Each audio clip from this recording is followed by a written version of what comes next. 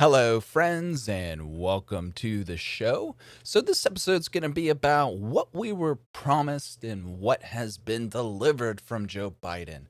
And this tweet pretty much sums it up. Biden admin so far. Deportations didn't halt for 100 days. DHS still working with private prisons. Bombs Syria to threaten Iran. New cages just dropped. Might drop the $15 minimum wage. I'm not going to cover that right now. I'll cover that in a later video today. And still waiting on $2,000 checks. And there's really no updates on that for me to talk about today as well. So, well, actually, I might cover that in a later video because I think something happened with the parliamentarian where the parliamentarian was basically saying, hey, this actually has nothing to do with the COVID stimulus bill, so let's drop that. And Democrats are wanting the vice president to step in and basically overrule the Senate parliamentarian. But let's jump over to Politico. U.S. carries out airstrike in Syria after rocket attack. The strike, ordered by President Biden, was designed to damage the militia group's ability to conduct future attacks. The U.S. has carried out an airstrike on a structure connected to an Iran-backed militia in Syria, following 3 separate rocket attacks against the U.S. forces in Iraq, according to a defense official. The strike, which was ordered by President Joe Biden, was designed to damage the militia group's ability to conduct future attacks, the official said. And I'm sure it was. I'm sure the little kids who were in the facility won't attack U.S. forces anymore. I'm pretty sure those little kids and women that was in that facility were just basically lobbing bombs at Americans nonstop. And this is the kind of spin control, the damage control that to be expected from the Biden administration. And there has been literally zero pushback from the mainstream media. You have conservatives who were basically saying, hey, Trump wanted to get out of Syria. Trump wanted to get out of Iraq. Trump wanted to get out of Afghanistan. And you called him a fascist. You called him a dictator. You called him a warmonger. Within a month of being in office, 36 days of being in office, you have Joe Biden dropping bombs of tolerance with rainbow flags and Black Lives Matter fists on the side of the rocket, blowing up little kids, blowing up brown people. And when he's not blowing up brown people, he's locking them up in cages on the border. This just broke this morning. January 26th, Biden administration preparing another tent city to cope with border influx. That's right, folks, because what we have already isn't enough. When you basically have your policy of unadulterated tolerance, what do you think is going to happen? You're going to have so much migration at the border, or so much immigration at the border, illegal immigration at the border, that you won't have enough space. So you're going to have to throw kids in tents. And how do you think that's going to work? That looks an awful lot like a cage. That looks like a lot of chicken wire, and I bet you there'll be razor wire on top of that when it's all said and done. It's going to be fantastic.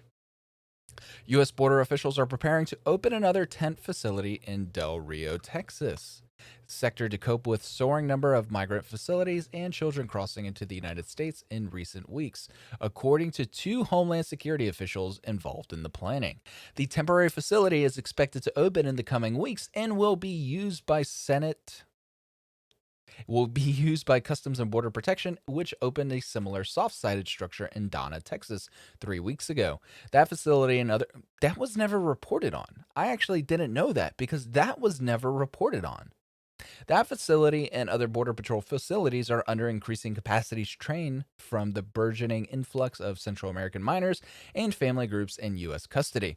So what's happening? It's basically the Biden administration saying, well, if kids come by themselves, we will not send them back into Mexico. We'll house them and release them into the inside of America to vetted families, family members, etc. So they're allowing for undocumented immigration of minors.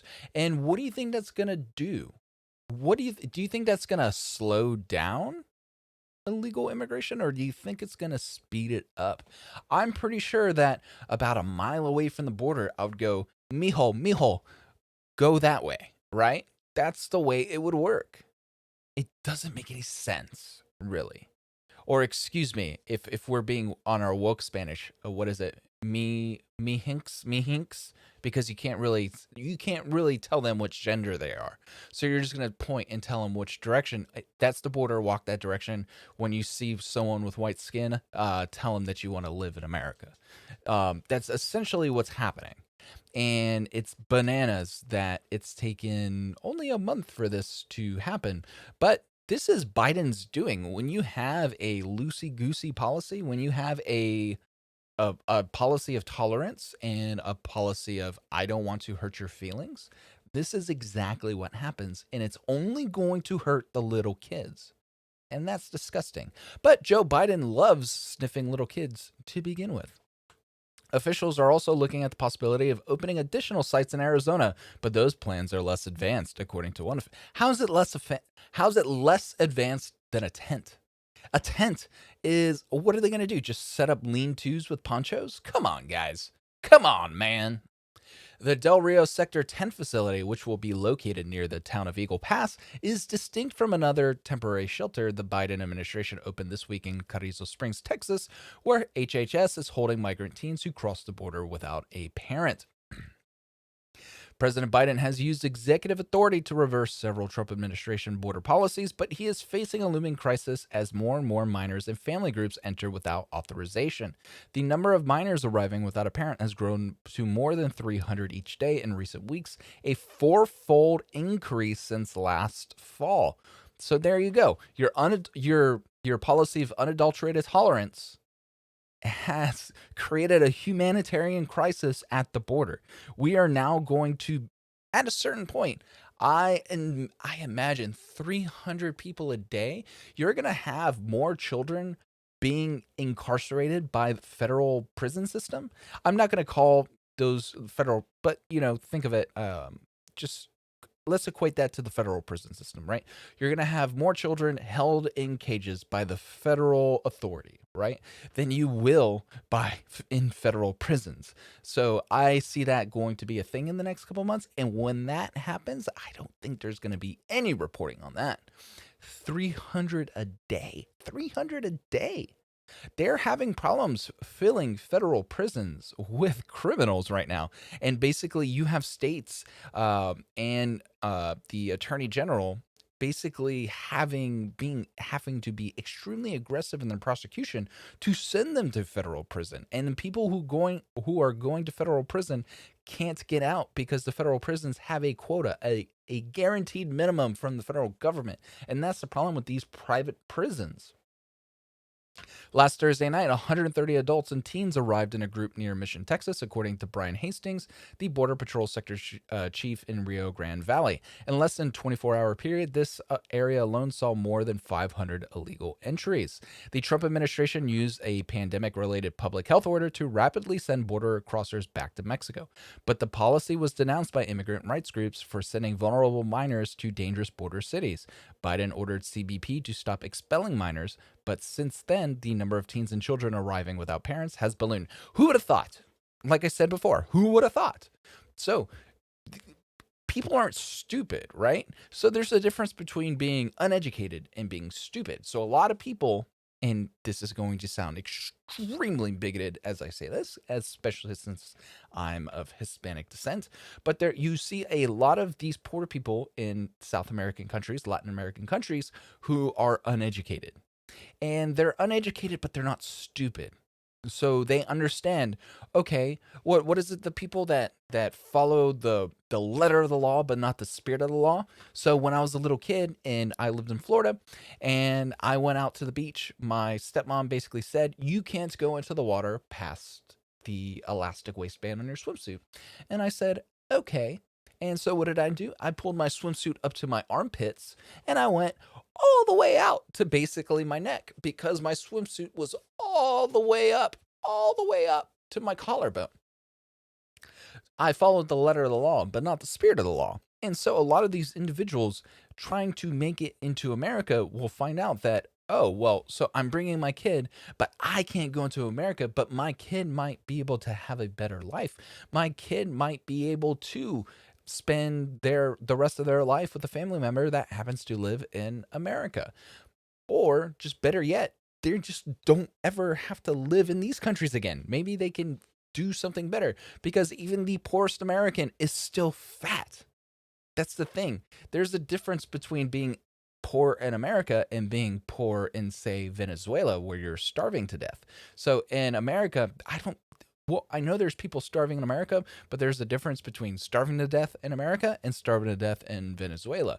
And again, when I drive down the street and I see homeless people holding signs and they're 50 pounds heavier than me, and it's like, dude, you're not that poor, because obviously you can afford enough food to where you weigh 300 pounds. It's bananas. So it's something to keep in mind. And these people aren't stupid.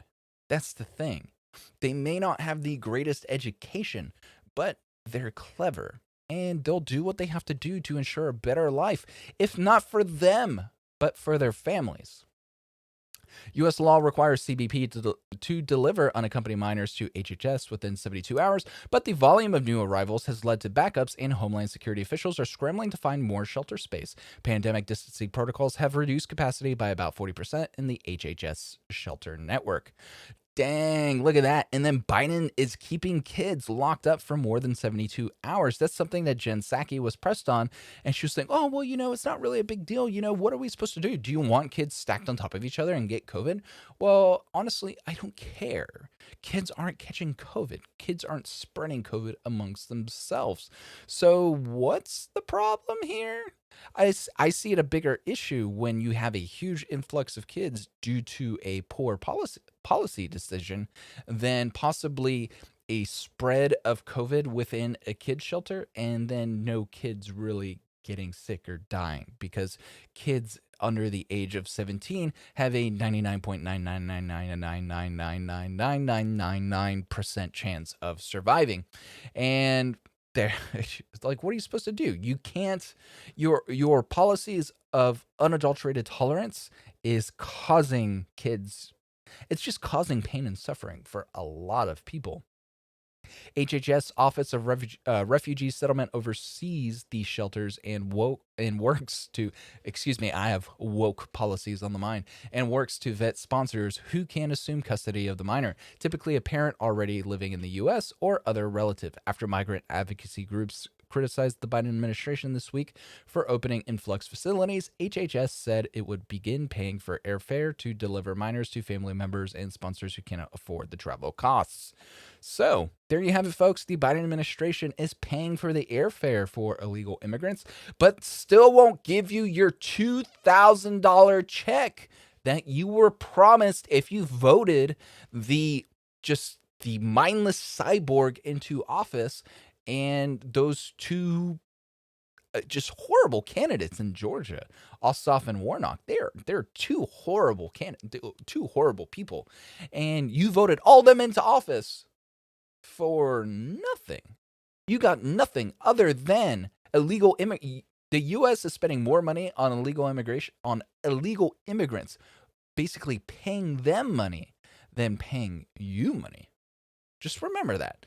Just remember, you thought you were going to get your $2,000 check, which was then downgraded to $1,400 and then downgraded to a means-tested $1,400. Yet all these illegal immigrants are getting airfare.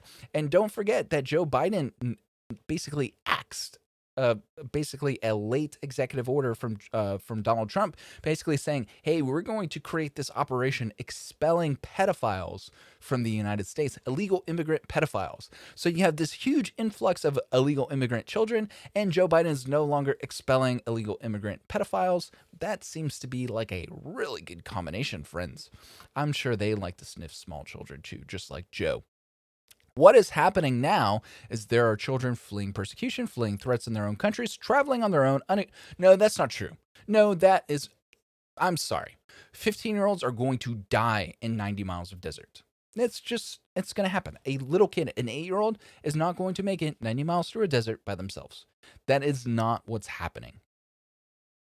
fleeing threats in their own countries, traveling on their own, unaccompanied to the border. White House Press Secretary Jen Psaki told reporters Thursday. And our focus is on approaching this from the view of humanity and with safety in mind. Family groups pose a different challenge to the administration. The Biden administration has continued to use the Trump-era pandemic order, known as Title 42, to quickly return them to Mexico. But last month, Mexican authorities stopped taking back some family groups in the Rio Grande Valley and other sectors, citing capacity limits in its shelter system. So even Mexico doesn't want these people anymore. So now Joe Biden has to make a decision whether you need to basically say, no, America is a sovereign country, we shall not be invaded, or basically push forward with this unadulterated policy of tolerance.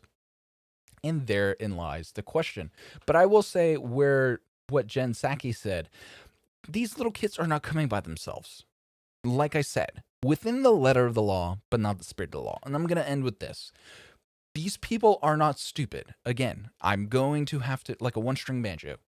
These people from these countries are not stupid. They may be uneducated, but they're not stupid. They go, if my kid can go there by themselves, I will die if I lived in one of these countries, I would die in the desert to ensure my daughter survived and made the journey. So I would ensure my daughter's safety going to the U.S. border, and then would get real close to it. And then I'd say, go to the border. As soon as you see somebody with white skin, tell them that you want to come to America and that you came by yourself. And they asked if you came with anybody, say, no, I did not. Say they died. And I will see you soon. I will find a way into the United States. Until then, you need to be safe. I will find you. That's what happens. So remember, if you can take anything away from this, apart from the disappointing policies of Joe Biden, is these people aren't stupid. They're following the rules. They're following the letter of the rules and not the spirit. And America right now is paying the price. So that's going to be it for right now. Excuse me. That's going to be it for now, friends. Go ahead and smash that like button. Subscribe to the channel if you haven't already. And go to notcensoredyet.com. Have a look around. Until next time, I'll see y'all later. Have a good one. Bye.